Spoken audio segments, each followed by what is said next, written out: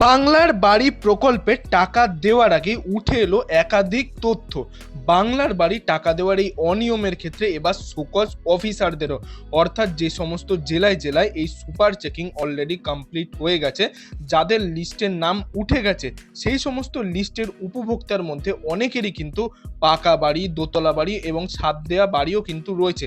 সেই সমস্ত উপভোক্তার নাম কি করে বাংলার বাড়ির লিস্টে এলো, সেক্ষেত্রে কিন্তু এবার শোকজ অফিসারদেরও কিন্তু করা হচ্ছে। সরকারি আধিকারিকরা যারা যারা তোমাদের বাড়ি গিয়ে সুপার চেকিং এর কাজ কমপ্লিট করেছে, যাদের ঝড় জল বন্যায় বাড়ি ভেঙে গেছে বা মাটির বাড়ি ছিল সেটা ভেঙে গেছে, তো তারাই কিন্তু অ্যাকচুয়ালি বাংলার বাড়ি প্রকল্পের টাকা পাবে। এবং যাদের লিস্টের নাম উঠেছে, অনেকেই ভাবছেন যে লিস্টে নাম উঠে যাওয়ার পর কিন্তু আর লিস্ট থেকে নাম বাতিল যাবে না, সেটা কিন্তু সম্পূর্ণ ভুল। লিস্টে নাম ওঠার পরেও কিন্তু এই নাম কিন্তু বাতিল যেতে পারে পরবর্তীতে, যখন টাকা দেওয়ার আগে।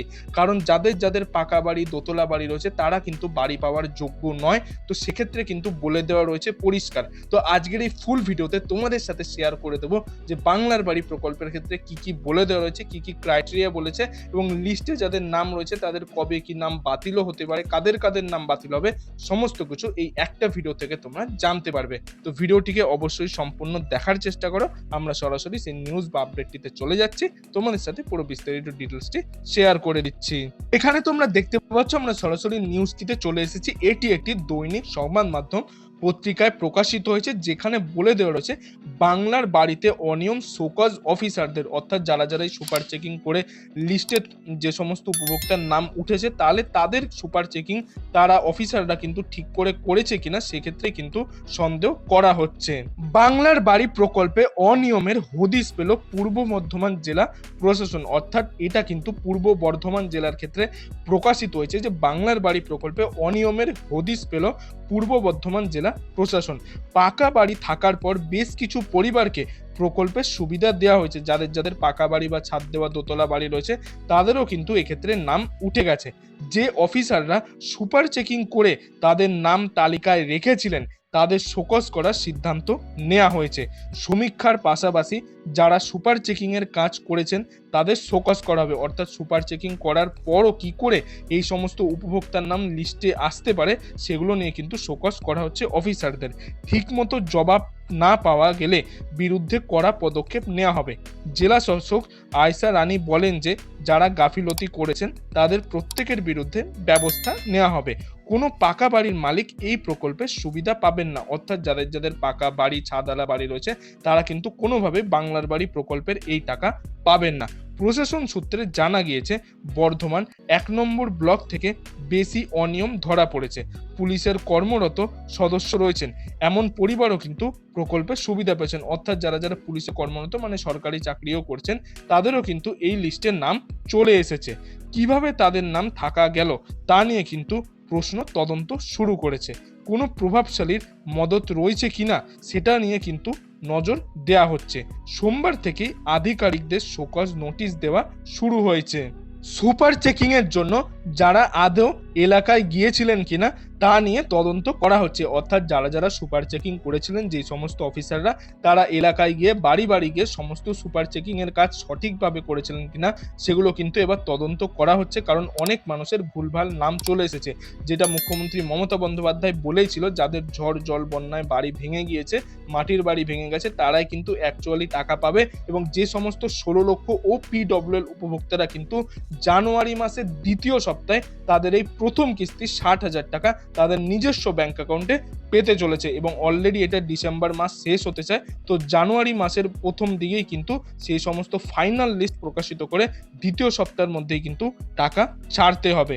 বাংলার বাড়ি প্রকল্পের সুবিধা দেওয়ার আগে একাধিক চেকিং করার জন্য বলা হয়। প্রথমে ব্লক স্তরের কর্মী এবং আধিকারিকরা চেক করেন, পরে মহকুমা স্তরের আধিকারিকরা চেক করেন, তারপরেও কিভাবে দোতলা বাড়ির মালিকদের নাম এই তালিকায় উঠেছে সেটা নিয়ে কিন্তু প্রশ্ন উঠেছে। প্রশাসন সূত্রে আরও জানা গিয়েছে জেলায় প্রথম ধাপে প্রথম কিস্তির টাকা পেয়েছিলেন ৭৯,১০৮টি পরিবার, মানে যারা যারা প্রথম কিস্তির টাকা এর আগে পেয়েছিলেন তারা কিন্তু ৭৯,১০৮টি পরিবার এই টাকা পেয়েছিলেন। এর মধ্যে সময় কাজ শুরু না করার জন্য 288 পরিবারের কাছ থেকে টাকা ফেরত নেওয়া হয়। অর্থাৎ যারা যারা প্রথম কিস্তির টাকা পেয়েছিলেন তারা কিন্তু বাংলার বাড়ি প্রকল্পের টাকা পাওয়ার পর বাড়ি তৈরি না করে সেই টাকা অন্য জায়গায় কোথাও খরচা করেছে, সে সমস্ত 288 পরিবারের কাছ থেকে কিন্তু টাকা ফেরত নিয়ে নেওয়া হয়েছে। বাড়ি তৈরির জন্য তাদের একাধিক নোটিশ দেওয়া হয়েছিল, তারপরেও তারা কাজ শুরু না করায় টাকা ফেরত নেওয়া হয়। দ্বিতীয় কিস্তির টাকা দেওয়া হয় 77,836টি পরিবারকে। 73,916টি পরিবার এখনো পর্যন্ত বাড়ি তৈরি করে গিয়েছে। অর্থাৎ এক্ষেত্রে কিন্তু যারা যারা টাকা পাবে তাদেরকে কিন্তু বাড়ি অবশ্যই বানাতে হবে, তারা কিন্তু এই টাকা অন্য কোনো জায়গায় খরচা করতে পারবে না। এক আধিকারিক বলেন যে নতুনভাবে যারা বাড়ি তৈরির টাকা পাচ্ছেন তাদের কাছ থেকে এক শ্রেণীর প্রভাবশালী টাকা হাতানোর চেষ্টা করছে, বা কেউ যাতে টাকা না দেয় সেই সমস্ত প্রতিটি এলাকায় কিন্তু নোটিশ বিলি করা হয়েছে।